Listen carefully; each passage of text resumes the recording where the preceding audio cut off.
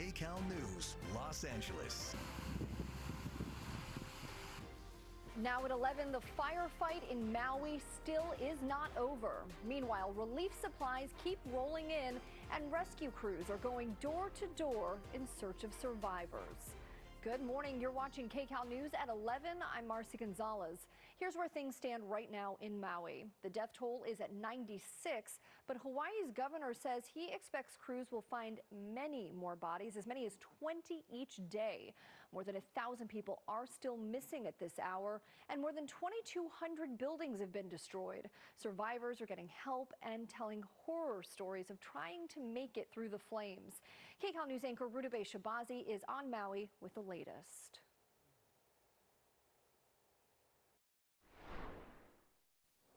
Docks and marinas like this one that are normally recreation areas and beautiful beaches where people hang out and spend their time have now become one of the front lines in the relief efforts. Thousands of volunteers and numerous supplies being donated, people stepping up, really coming together as a community to help organize and get relief to some of the people who are still stuck on the west side of the island with no electricity.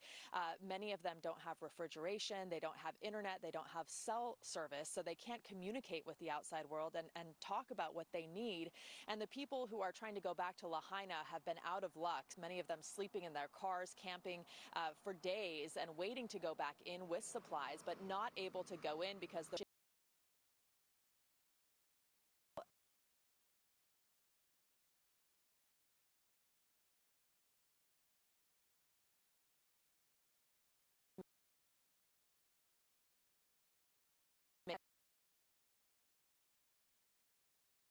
The people who survived have harrowing stories to tell. Many of them have now come to this part of the island.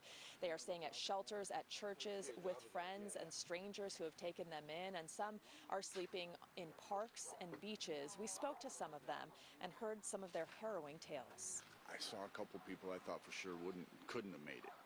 I was amazed. That gave me some hope that others were still okay too. But there's just so many people that just disappear because they got to go. They don't know where to go. The auntie was with me, and then she just turned back around and see if she was okay, and she was dead. And my dog tried to drag me back to get her, and I was like, no, she's dead. She's dead. We got to go. We got to go. And I was just running, and like I ran past people, like just knowing that I may never see these people again.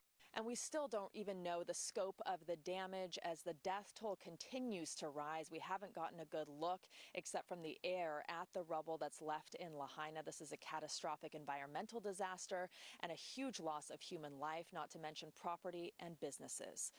Rudabeh Shabazi, KCAL News, Maui. And here at home, community groups from across the Southland are working to collect critically needed relief supplies for the thousands of people displaced by those Maui wildfires. KCAL's Tina Patel has the latest on the donation collection in Wilmington.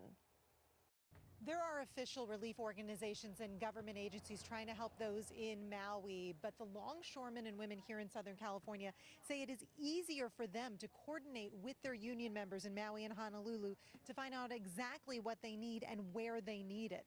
So they have been accepting donations and filling up shipping containers full of supplies since Thursday. Nearly a dozen are already on their way to Hawaii. The longshoremen say they have been overwhelmed by the generosity of people here in Southern California who have been stopping by at all hours, dropping off bags and boxes of clothing, blankets, toiletries, and other goods. Some have friends and family in Hawaii. Others just visited and wanted to do something to help. The union says their plan was to accept donations through Thursday, but that may change based on what they hear from those on the ground in Hawaii. We're hearing that they're pretty overwhelmed, but they have a lot. But we're still going to send as much as we can until they tell us to stop. Right now, as you see, this is our 11th container that we filled since Thursday. So now we've cut off all clothing. They've asked us no more clothing. We're looking for feminine hygiene products, toiletries, camping gear, gas cans. And the longshoremen say they will continue to see what is most needed and up